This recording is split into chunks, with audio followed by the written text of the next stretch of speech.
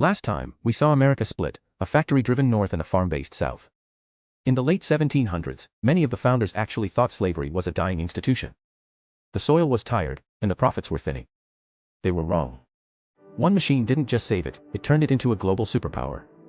Cotton was already there, but it was an economic dead end. Specifically, short-staple cotton was filled with sticky green seeds. To get just 1 pound of clean fiber, a person had to spend an entire day picking out seeds by hand. At that rate, slavery was a fading relic. It just wasn't efficient enough to sustain a nation. In 1793, Eli Whitney built the cotton gin. Think of it as a mechanical comb. Suddenly, one person could clean 50 pounds of cotton in a single day. The bottleneck was gone. Small patches of fluff became white gold. But here's the tragic irony, the machine that automated the cleaning created an insatiable, violent demand for the manual work of planting and picking. This wasn't just a southern story. Across the Atlantic, Britain's industrial revolution was exploding.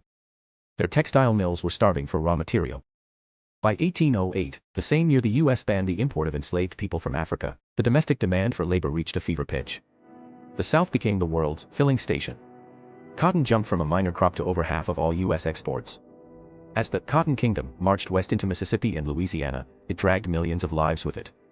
This was the Second Middle Passage, a massive, internal forced migration that tore families apart. Enslaved people were no longer just workers, they were human collateral. They were insured like buildings and mortgaged like land. Even northern investors built wealth on this credit system.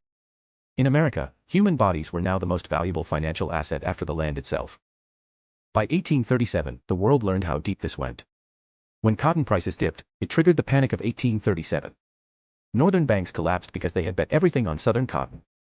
This proved a dark truth: the entire American economy, from Wall Street to the Mississippi Delta, was built on a foundation of forced labor. Slavery didn't survive because of tradition. It survived because it was modernized and monetized.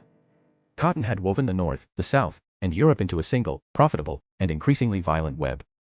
The North and South were now two different engines, pulling the same train toward a cliff. The collision wasn't just coming, it was already being paid for.